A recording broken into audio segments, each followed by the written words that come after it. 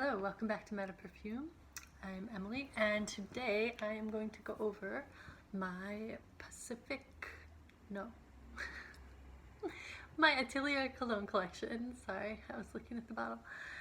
My Atelier Cologne collection, and I have kind of a long history with Atelier Cologne. It was one of the first, the first one I ever got was the Orange Sanguine, which I'll discuss shortly, but I then ordered a full sampler set of all of the ones they have, I think from their website, which is nice. I really like when houses do that, because then you can get the best of the best and see like the full selection of everything that works for you. Now, it was a while ago, it was like at least 18 or 24 months ago, I think. So they've definitely released a few new ones. I know I saw a lemon, I can't remember the exact name, but lemon one at Sephora. And I tried that one on and it was nice. I liked it. It's sort of in the realm of, you know, the others that they have. The citrus with some complexity to it. Probably not huge longevity. That's kind of a theme. I think Atelier Cologne sort of makes the decision to sacrifice longevity for the experience, so that the fragrances generally don't last an incredibly long time. I'd say, you know, a range depending on if they're citruses or other types of fragrances that have like greater longevity just naturally based on their components. But the citruses, which are some of their most popular, are generally short lifespans, like 3 to 5 hours, you know, depending on if you put a lot on and what season it is. You know, in the hotter weather, you'll get a longer longevity from a citrus fragrance than in cool weather. So I'll just get started. Although it sounds like Felix is not in position and he is getting cranky because he wants to be on the couch too. So I'm gonna pause it and come right back and put him up here. One second. Okay. Now he'll be happy. He's gonna come hang out. Yes, come lay down. Okay. So we'll start with my samplers, my small ones, because this was the first one I got. So the Orange Sanguine is hella orange. I'm just gonna say that. It is so like much the most orangey orange fragrance that I have, that I layer this whenever I need more orange in something. I'll put this one on, which is why it gets a pretty good amount of use from me as they go with the big collection. It's got, to me, it's got a really lovely super orange opening, and then it will dry down to a little bit more spice, and the notes are blood orange and bitter orange in the top, which makes sense why it would be so orangey. The geranium and jasmine in the heart, and then sandalwood, amber, and tonka bean in the base. So you'd think, you know, it would have a little more longevity based on the base being sandalwood, amber, and tonka bean, but it doesn't really. Although it is kind of a nice, like, spicy dry down. You get the geranium definitely, I think, in the dry down, which adds a little spiciness there, and the orange goes away. It definitely like becomes very faint after, you know, 2 to 3 hours, and then you are left with sort of an amber geranium thing with a little bit of hint of the other notes, the tonka bean, jasmine, and sandalwood to my nose. So yeah, it becomes a little more, I'd say, because of the orange being like such a citrusy fruit. I'm not sure if that would be a feminine kind of note or not, but it seems like it gets more unisex in the dry down. So if guys like citrus and orange, I'm sure this is a very unisex fragrance as well. That's Orange Sanguine. Delightful. And then my other sampler, oh, and I just love one thing, I love that they have sprays and not roller balls. Thank you. Everybody should do that. Why not? The next sampler, small one I have, I don't know what to call these things. Treble size, I guess? I don't know. Cafe Tuberosa. And this is a lovely, lovely one that I may get a smaller, slightly larger bottle of after I run out, but it's more of like, to me, it's more of a fall, maybe winter scent. The cafe, the the tuberose and the coffee are really well balanced, so I wouldn't say it like screams tuberose or coffee, but the coffee is definitely detectable. I think sometimes things can be a little bit too much tuberose for me personally, and this isn't one of those. This is just a really lovely kind of composition of the tuberose and the cacao in the base with the coffee in the heart. Really nice. So the notes are Guatemalan cardamom in the top with some Calabrian bergamot and Sicilian mandarin. So a little bit of a citrusy opening, but I think the cardamom is the prominent of those three, and the citruses just give it a hint of that. They're not real easy to pull out.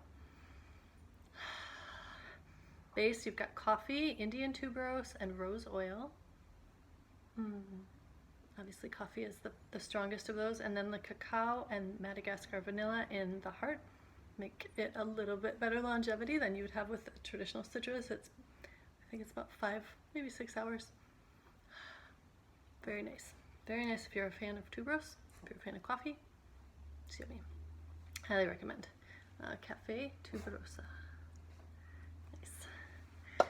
And then I'll go into, since I'm getting from smaller, I'll start with my Vetiver Fatale. So this one I picked up, I do enjoy vetiver. I think you gotta really like vetiver to like this fragrance. Some people think it's like earthy and dirty, and I think it's masculine, woody, sort of intoxicating. I think it's probably one of those notes that you either have a nose for it and you enjoy it, or you dislike it, and so maybe a polarizing scent. But this is definitely the most masculine of the Atelier Cologne fragrances that I have. Oops. Vetiver Fatal. It doesn't, Fatale has an E on the end, so I guess it's Vetiver Fatal. Although I'm not sure if they pronounce it differently in France or not, maybe. Yeah, really just like, I like vetiver. So if you're a fan of vetiver, this is good. So in the top it's got plum, Calabrian bergamot, bitter orange, and Sicilian lemon. In the heart we have some violet leaf and Tunisian orange blossom. They are very, very faint. It's not really much of a floral component to it. Just subtle to balance the kind of citrus in the top, but you know, you really just get a lot of the vetiver and the base. The base is vetiver, cedar, and oud, or agarwood. So yeah, I sometimes, because this is such a masculine fragrance and I'm more prone to feminine fragrances, my preference leads towards unisex or feminine or leaning. This one will get layered sometimes with maybe the orange sanguine, or even maybe a floral. If I feel like I want to have a woodier floral, I put Vetiver Fatal with my floral or my orange. That's nice. It's nice if you like vetiver. Yum yum.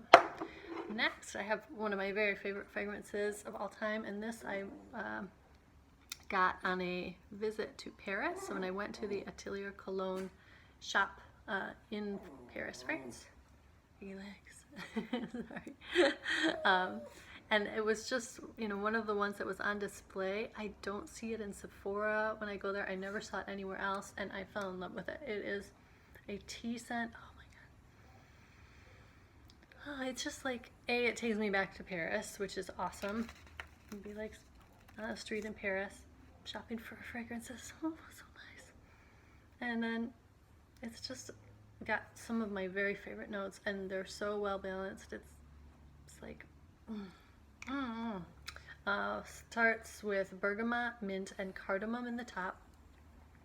I say the mint is kind of my favorite of those notes, but I don't know if it's the most prominent. It's kind of well blended with those three. The heart is black tea, green tea, and iris flower. And then we've got cumin, papyrus, and gaiac wood in the base. So a nice little woody base with interesting, I'm not sure what the papyrus would smell like on its own, but I love this fragrance, so papyrus gotta be good, right? And then cumin, and then in the middle the green tea and the black tea. I'm sorry about this dog crying. Felix, Can you hush? He is very crying now. Stop, stop, stop. What are you doing? Stop it, stop it. Okay, sorry about that.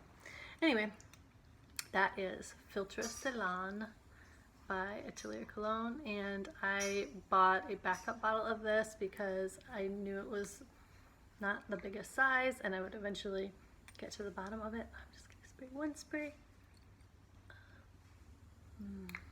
So good. Yeah, if you like a tea fragrance, it's great. Great. Black tea, orange tea, or black tea, green tea in the heart, and just it's good for fall. I'd say it's reminiscent of the fall, probably winter, but I like it. It's light enough that I can love it in the summertime too. Even in warm weather, it doesn't bother me at all. So, and then I've got my very summery fragrances. These ones basically are light enough, citrusy enough, have low enough longevity, especially that they kind of need the high heat to perform well and to really get the best out of them. I mean, if you want a quick, fast jolt of it in the winter, you're gonna have to reapply it pretty quickly. And in the summer, I'd say it gets you probably 3 hours, but it's so good. I just love it. It's like therapeutic for me, this Pacific Lime.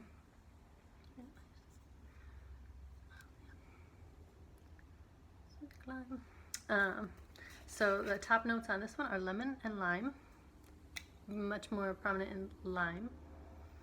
Then it has mint and eucalyptus, and then the basiest note of them is coconut, but it's a very faint coconut. I would not call this a coconut smell, and I think people only with really sensitive noses, more sensitive than mine, can probably pull that out as a coconut note, but that's probably what keeps those other more top notes like mint and eucalyptus and lemon and lime in place a little bit better. But it's just so refreshing. It's like therapeutic. To me, eucalyptus is like an essential oil that helps you breathe, and lime is an essential oil that helps you like be happy. It's a really mood elevating component. So this is just like a happy, relaxing but invigorating kind of citrusy goodness. Pacific Lime, well loved on YouTube as well, I believe.